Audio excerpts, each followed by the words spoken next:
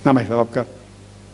मेरा नाम विक्रम है और मैं जेएनयू का हिस्ट्री का शोध छात्र हूँ और प्रभात खबर न्यूज़पेपर्स का दिल्ली ब्यूरो करस्पॉन्डेंट हूँ। सर, मेरा सवाल इसी से संबंधित है। दो सवाल है। एक ये कि आपने कहा कि जातिवाद केवल हिंदू धर्म में ज़्यादा माना जाता है, लेकिन कुरान में ये कहा जाता है कि जातिवाद नहीं है। लेकिन अब देखेंगे इस्लाम में तो सैयद है, पठान है, इनको काफ़ी ऊंचा दर्जा दिया जाता है, जबकि जो निम्न जाति के लोग हैं, जो दलित मुसलमान हैं, उनके साथ भेदभाव ज़्यादातर किया जाता है।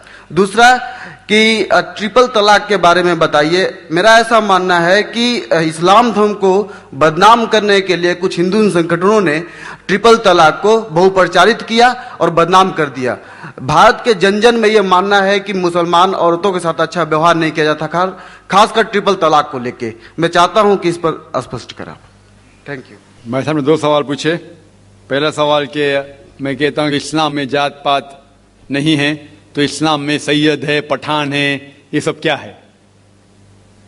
अल्लाह सुब्हानहू व तआला फरमाते हैं सूरह हुजुरात में, सूरह नंबर 49 आयत नंबर 13 में, या अय्युहन्नास इन्ना खलकनाकुम मिन ज़करिन व उन्सा व जअलनाकुम शुऊबन व क़बाइला लिताअरफू इन्न अक्रमकुम इंदल्लाहि अत्क़ाकुम इन्नल्लाहा अलीमुन खबीर। ओ इंसानों, हमने आपको एक जोड़ी से पैदा किया, सिंगल पैर, एक जोड़ी से मर्द और औरत की, और आपको कबीले में तकसीम किया ताकि आप एक दूसरों को पहचान सके, ना कि आप एक दूसरे से नफरत करें। आपको कबाइल में तकसीम किया ताकि आप एक दूसरे को पहचान सके, ना कि आप एक दूसरे से झगड़े या इख्तिलाफ पैदा करें। और सबसे अच्छा इंसान वो है जिसके पास तकवा है। कुरान शरीफ में अल्लाह सुब्हानहू व तआला फरमाते हैं कि इंसान को परखा जाता है ना कि उनकी जायदाद पे, ना दौलत पे, ना रंग के ऊपर कि काला या सफेद, ना अमीर या गरीब, लेकिन तकवे पे। अल्लाह सुब्हानहू व तआला से कितनी मोहब्बत है, कितना खौफ है। और तकवा ये चीज है जो इंसान को ऊपर लेके जाता है दूसरे इंसान से। तो जात पात इस्लाम में बिल्कुल नहीं है।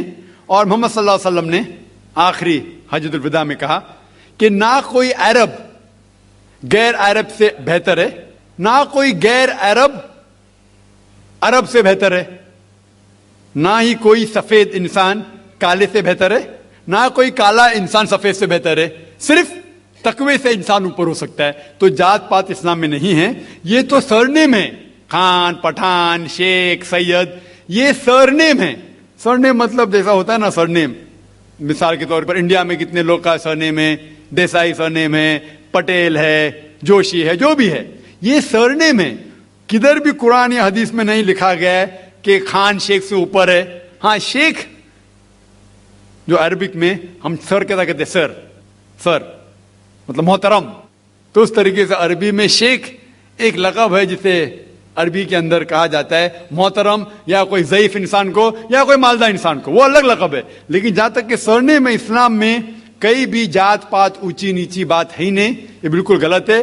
लेकिन मैं जानता हूं कि कुछ मुसलमान देहात में इसको मानते हैं कि मैं पठान हूं तो और ऊंचा हूं, मैं शेख हूं तो ऊंचा हूं, सैयद हूं तो ऊंचा हूं। ये उनकी गलत फहमी की वजह से कुछ मुसलमान, बहुत कम है, लेकिन मैं जानता हूं ये बिल्कुल इस्लाम नहीं कहता है कि इंसान को जात पात के ऊंच नीच के अंदर बनाया गया है।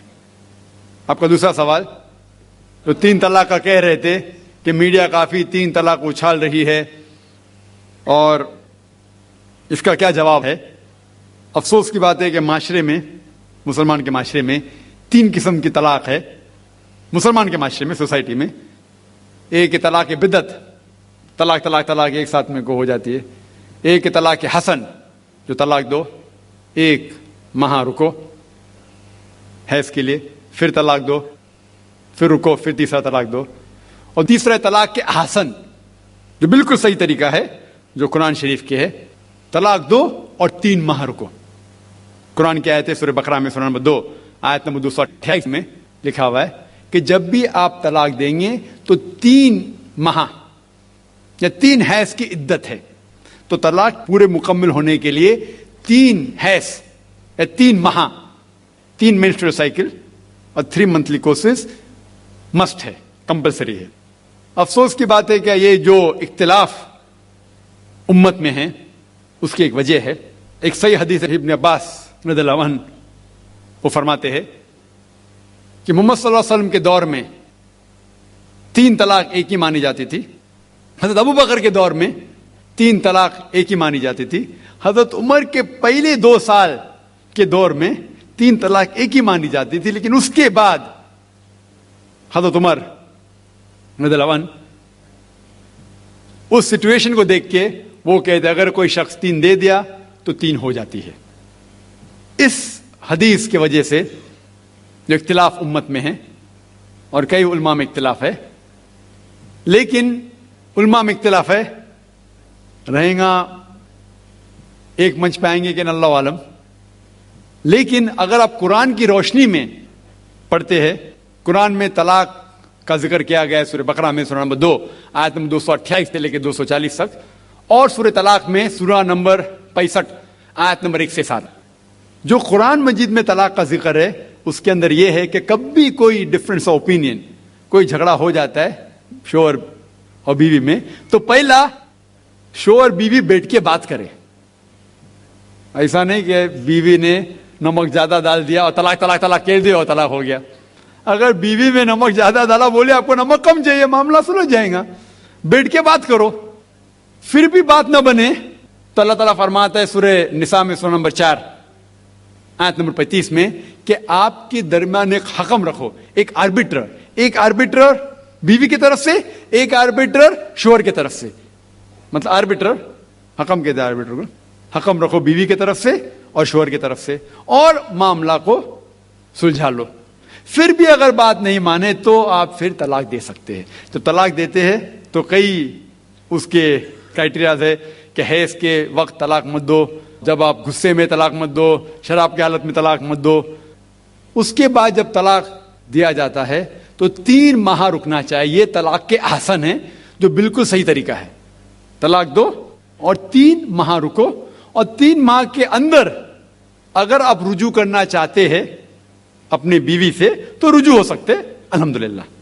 اگر 3 ماہ تک آپ سمجھتے نہیں مجھے میرے بیوی سے الگ ہونا ہی چاہیے, تو 3 ماہ کے بعد عدت گزرنے کے بعد آپ دونوں میاں بیوی نہیں رہتے, آپ الگ ہو جاتے.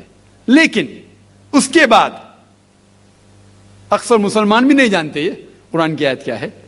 قرآن شریف میں لکھا ہوا ہے سورہ بقرہ میں سورہ نمبر 2 آیت نمبر 232 میں کہ اگر وہ شخص اپنی پرانی بیوی سے پھر سے شادی کرنا چاہتا ہے تو مت روکیے. تو اگر طلاق ہو چکا ہے صحیح طریقے سے, طلاق کے احسن کے طریقے سے, اور 3 ماہ ہو گئے, عدت گزر گئی, 6 مہینے بعد اگر لگا بھائی جو میں نے کیا غلط کیا, میں پھر سے شادی کرنا چاہتا ہے, تو وہ آدمی اپنی پرانی بیوی سے پھر سے نکاح کر سکتا ہے. لیکن نیا نکاح نیا مہر, نیا نکاح نیا مہر, جو کئی مسلمان نہیں جانتے. افسوس کی بات ہے کہ ہم مسلمان قرآن کو ترجمے کے ساتھ پڑھے ہی نہیں, صحیح حدیث کو ترجمے کے ساتھ پڑھے ہی نہیں. اگر ہم قرآن شریف کو صحیح طریقے سے پڑھیں گے اور صحیح حدیث پہ عمل کریں گے تو یہ جو غلط فہمیاں ہیں دور ہوئیں گی. اور پھر سے اگر شادی ہوئی, پھر سے آپ ساتھ میں رہ سکتے, پھر سے پرابلم ہوا تو پھر طلاق دو, پھر 3 ماہ رکو, پھر سے الگ ہو جاؤ, پھر سے آپ چاہتے پھر سے شادی کر سکتے. 3 بار جائز ہے, تیسرے بار آخری بار ہے, اس کے بعد آپ پھر سے شادی نہیں کر سکتے جب تک وہ دوسری کسی سے شادی نہیں کرے.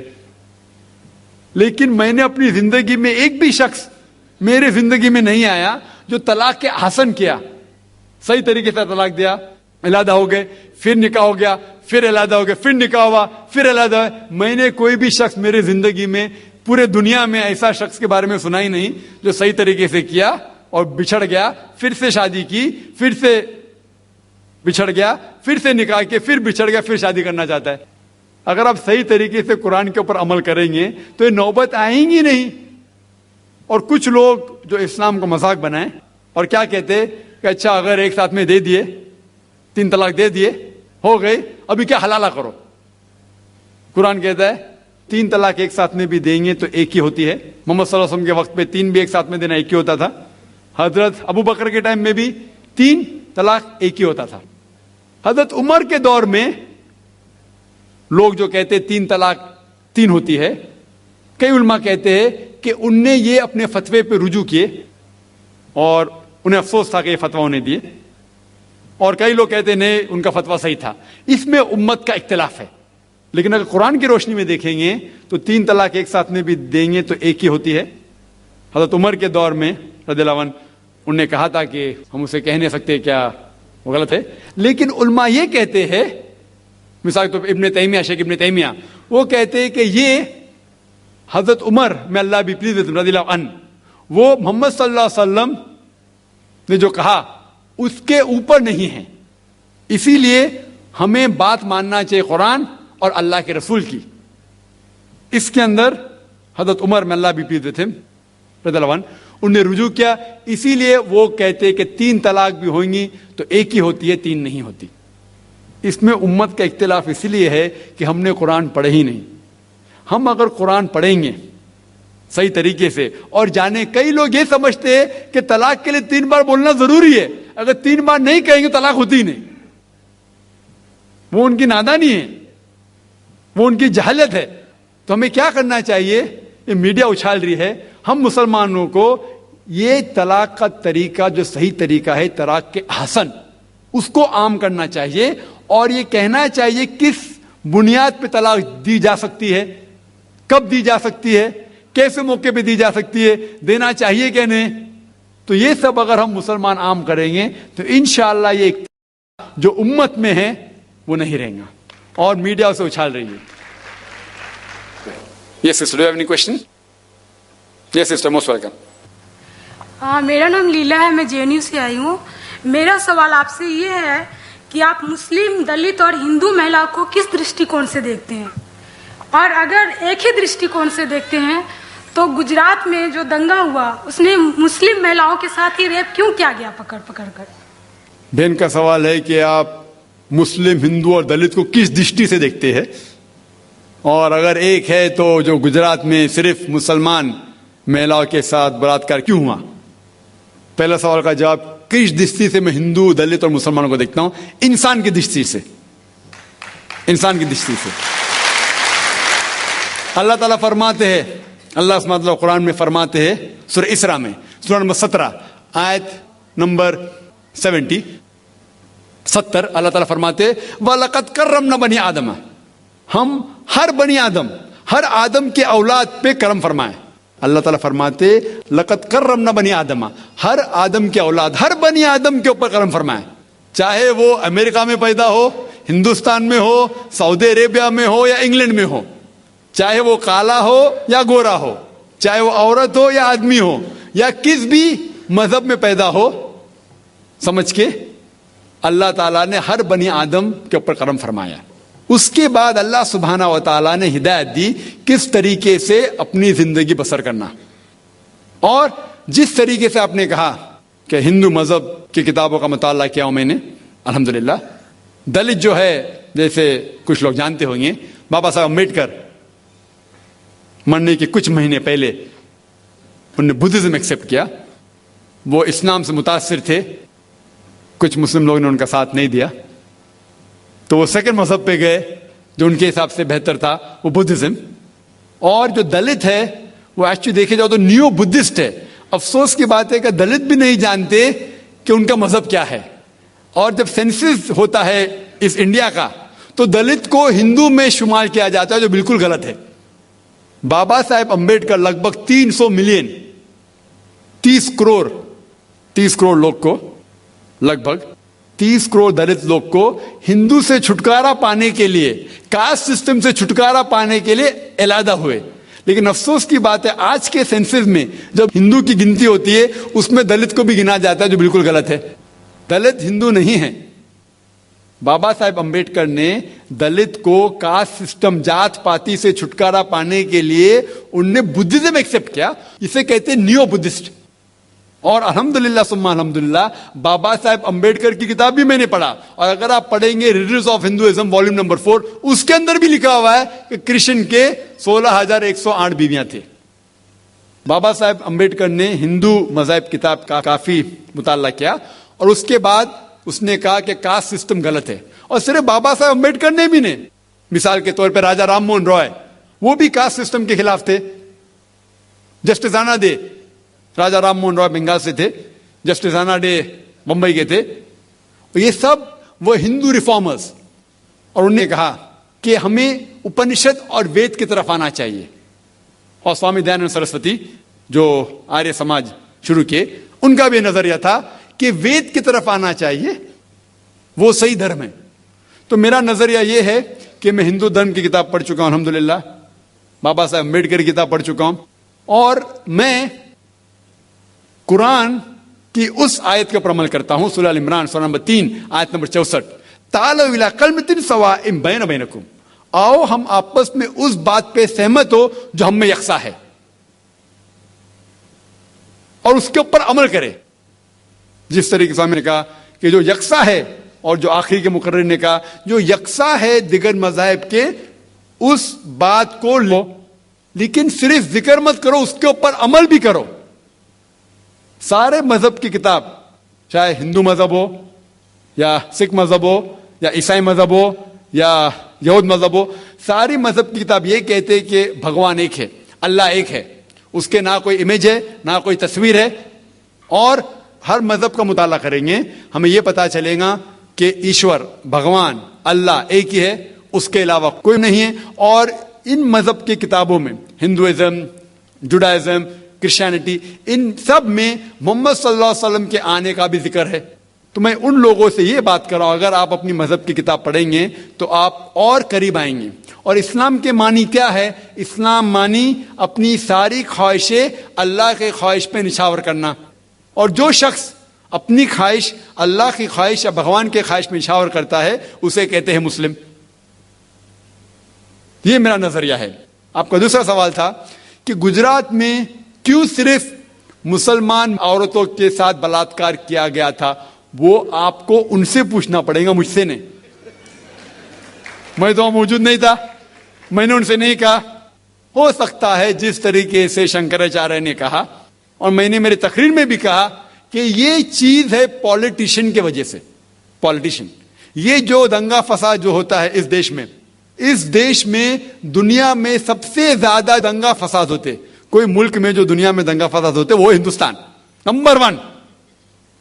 اور اس کے مین کارن ہے نہ کہ ہندو مسلم میں جھگڑا ہے، میرے حساب سے مین کارن ہے پولیٹیشین. کیونکہ ان کا مین مقصد ہے کہ ووٹ اکٹھا کرنے کے لیے وہ دنگا فساد کرتے ہیں، مذہب کا استعمال کرتے. اسی طریقے سے گجرات میں یہ دنگا فساد کرنے کے لیے کئی دلتوں کا سہارا لیا، ان کو بھڑکایا گیا. ان کا مین مقصد تھا کہ ووٹ جیتنا. جس طرح شنکراچاریہ نے کہا کہ ووٹ جیتنے کے لیے، میں نے کہوں گا کہ 100% پولیٹیشین خراب ہے، اکثر کہتا ہوں، اکثر، زیادہ تر. اور یہ اسی لیے یہ دنگا فساد ہوتا ہے ووٹ کے بنیاد کے لیے. اگر یہ پولیٹیشین کی جو یہ ووٹ بینک نکال دے تو انشاءاللہ ہندوستان میں بھی عمل ہوگا.